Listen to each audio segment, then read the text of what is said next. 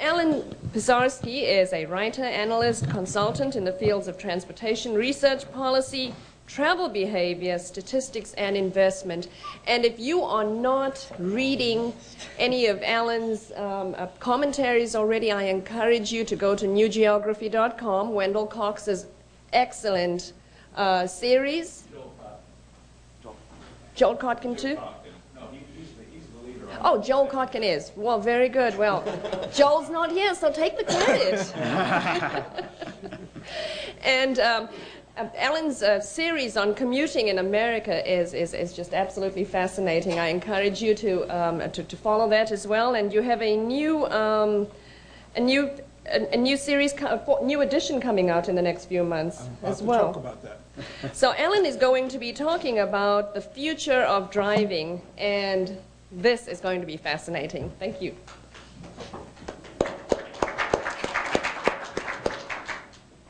I figured I'd better be up here so I have a place to hide behind. Hi. Ryan, it really shocked me, and I think I can include Ken in the shock when I realized that I was in the office of the secretary when we had that 40th anniversary of the energy boycott. You were there too at that time, right, Ken? Yeah. And I remember the owner-operators and dealing with the office of the secretary. It was not a great time to be in the department. Anyway, I am going to talk a little bit about today about commuting in America, and it's some of the things that we're doing to change it around a little bit, and also to give you some of the perhaps highlights, if that's the right word, of what we're seeing in the work that we're doing. You'll see some of the changes that we're making. It's not just going to be a book now, it's going to be a series of 16 briefs. Briefs looking kind of like this is brief number 2. The briefs are backed up by data sets. It'll be free, so we're not really advertising a sale product. It'll all be downloadable. It'll be at AASHTO. AASHTO is now the home for the project, and it's supported by the Census Transportation Planning Project program at AASHTO. I'm co-authoring it now with Dr. Stephen Polzin from the University of South Florida. Steve is a colleague that I've admired for a long time, and when people used to ask me, will there be a Commuting in America 4, I told them I'd be drooling on the rug about that time. And so Steve is in the insurance policy so that when I start doddering more than usual, Steve can continue on with the work. The intent really is to establish a continuity for the Commuting in America series out into the future, and that's something that I'm just delighted about. And this gives now, because of the American Community Survey, gives us the ability to look at updates as the data arrive. And so from now on, we're going to be labeling these by year rather than by series. So this is Commuting in America 2013. This is a hard-to-read list of the ones in orange up there are reports of the briefs that are already out: role of commuting, population and worker patterns, population worker dynamics, vehicle and transit availability. Those are all available right now from the AASHTO website. The ones in green: consumer expending, commuter mode of choice, commuting departure time, trip times, auto commute. Those are all about to be available. The ones in black are the ones we're still working on, but by the end of the year we'll have all of the briefs out and the executive summary as well, with any luck. This is an interesting chart. It's the first time we've ever tried to do this, and Steve actually did a lot of the work on this, which is basically trying to put commuting in perspective vis-a-vis other travel, and including freight. To my knowledge, this is the only time anybody's really tried to do this. If you just read across the commuting column, you can see, I think the main point of all this is that commuting is in fact a small and declining share of what's going on out there in the world. It's about 16% of person trips, but it rises up when you get to VMT, it gets to be higher, like 28%. But the whole of passenger travel comes out to about 76% of what's out there. Then you've got public vehicle travel, utility vehicles, freight and goods movement travel. This all comes out of the typology that we developed in the Commuting in America 3. I won't bet a whole lot on any of these numbers in great detail. These are constructed from the Federal Highway work, the Federal Highway Administration, and I say an attempt at estimating. And this is obviously something that I've just laid on the Bureau of Transportation Statistics and told them they've just got to make this better and better and more solid as we go out. A couple of things that pop up from the work. This is the scary one. Wendell and I and Ronette were talking about articles in Barron's, and where was the other one? The Cato study on future productivity of the nation, and this has been very much paralleled by what I'm seeing in Commuting in America. We look at the pop change. This is the one-year pop change. 2/3 of the population change from 2011 to 2012 occurred in the 65 to 74-year-old age group. And if you look, perhaps the scariest part of this, if you look at the people under 20, massive declines in the percentage of the population under 20 years old. These are the census projections, which are even scarier. Now, I think that they went overboard when they started looking at the new birth rates during the recession. But anyway, what they're basically showing is that most of the growth in the next 15 years of people in the labor force to support those of us who will be retired has already occurred.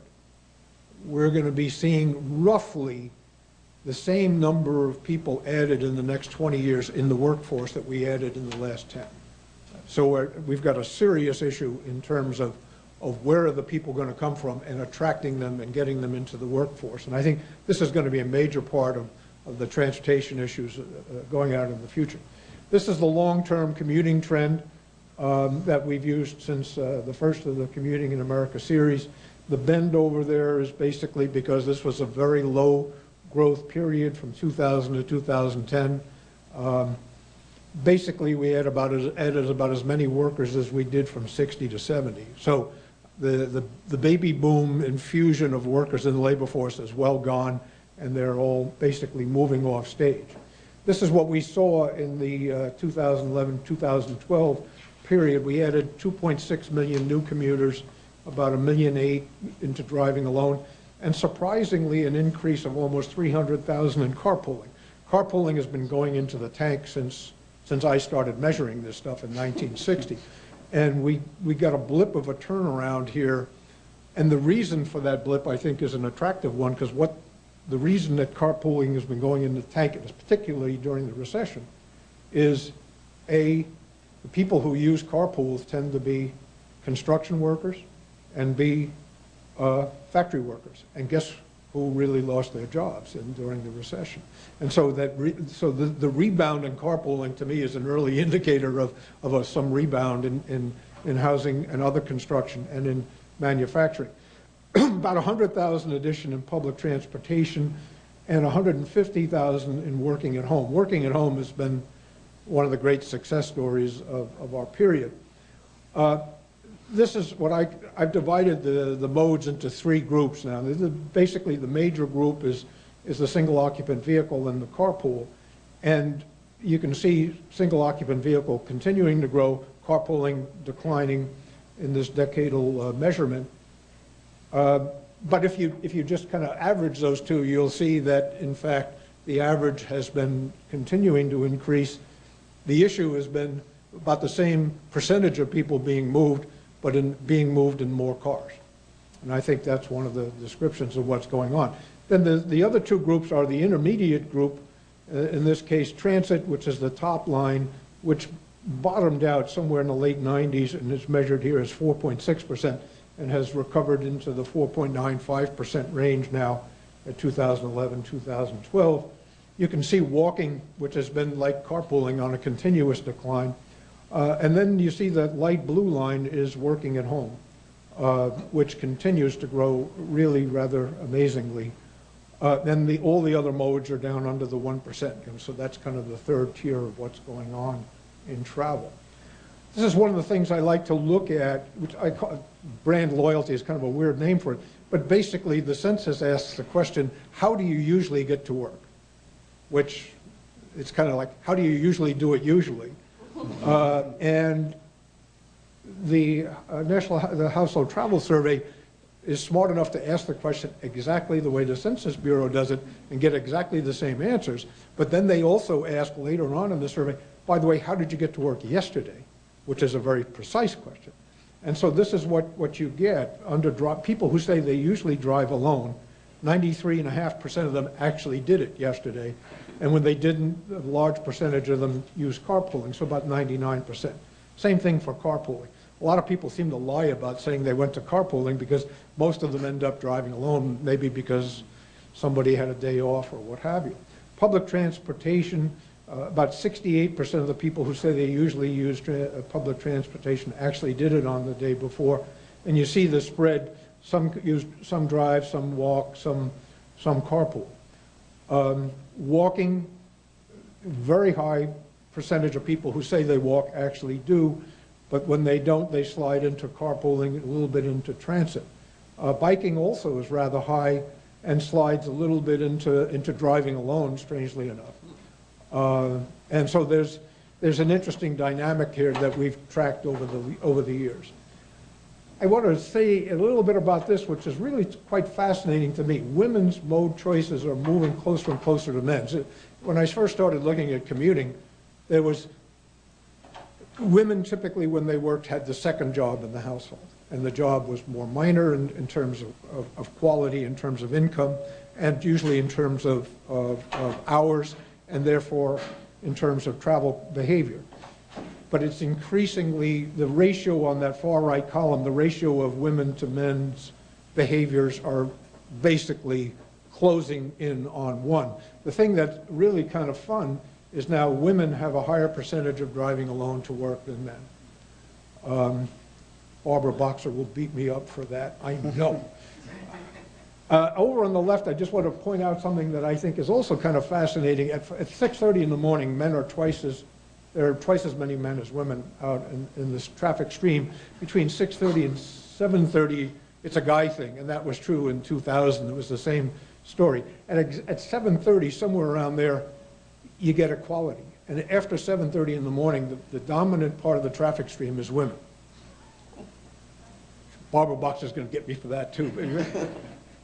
No, it's actually Bart Mikulski is the one. She worked me over last time. I said, because it's women drive faster as well. Anyway, one of the things that I think is really important in terms of geography, I use this as a guide, basically looking at the number of workers who leave their home county to get to work. This is measuring since 60. And number one, the people who leave their home county to get to work have quadrupled since 1960. This is a phenomenon that just continues to grow. You'll be thrilled to know you're in the center of the universe as far as that is concerned. Virginia is the highest state in the country. More than 50% of the people leave their home county. Maryland is second. And it's become an immensely important share. Interesting art is that transit is higher than driving in terms of leaving county and leaving state. This is a graphic that we like to use. Changed it a little bit this time around. The dark gray is those places where they exceed 25% people leaving the home county. The national average now is up to 27%. It was 25 when we started doing that, so we left it at that. And then the blue is those that are actually above 25% and have dropped below, and it'd be kind of fun to figure out why and how. And the reds are all of those that have now gone above the 25%. Obviously, this is an artifact of geography. You see the massive counties in the west and the smaller counties in the east. Notice the great state of Virginia. I believe there are 2 counties in the state that do not send more than 25% of their people out of the county. And Maryland is I think 0. But places like Delaware and West Virginia are sending massive, the flows now are just extraordinary. Delaware sends people to Montgomery County, to Fairfax County, just amazing. Say a little bit about automobiles. Basically, about 1980, we reached some kind of stability with respect to the percentage of households owning the set of cars that they own. 9% of households still have no vehicles, but only 3% of households with workers have no vehicles. So it's really, there's a very tight linkage between cars and working. In only 8% of those cases, there are more workers in the household than vehicles. So that means in 88% of the households in America, people have at least the equal number or even a greater number of vehicles than workers. So access is not one of the questions. The 2011-2012 numbers, they increased a little bit because of the recession and are beginning to resettle. Long term, I think one of the most important trends in the history of the country is the long-term trend in households without vehicles by ethnicity. And you can see that the black population went from 43% of households without vehicles down to 20% from 70 to 2010. Hispanics about the similar level. We've had dramatic changes in travel time. It was 25.5 minutes in the year 2000, and it was 25.5 minutes in 2011. As I said on the Today Show a couple of years ago, 10% unemployment will solve most of our congestion problems.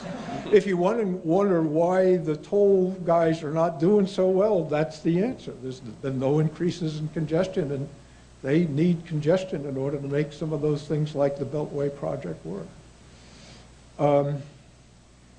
This is a kind of a closing thought here. I just want to direct you to the bottom point about this is the Consumer Expenditure Survey. And I'm looking at transportation spending. Transportation spending is run about 18–20% of total spending. It dropped dramatically in 2005, 6, 7, down to around 15–16%.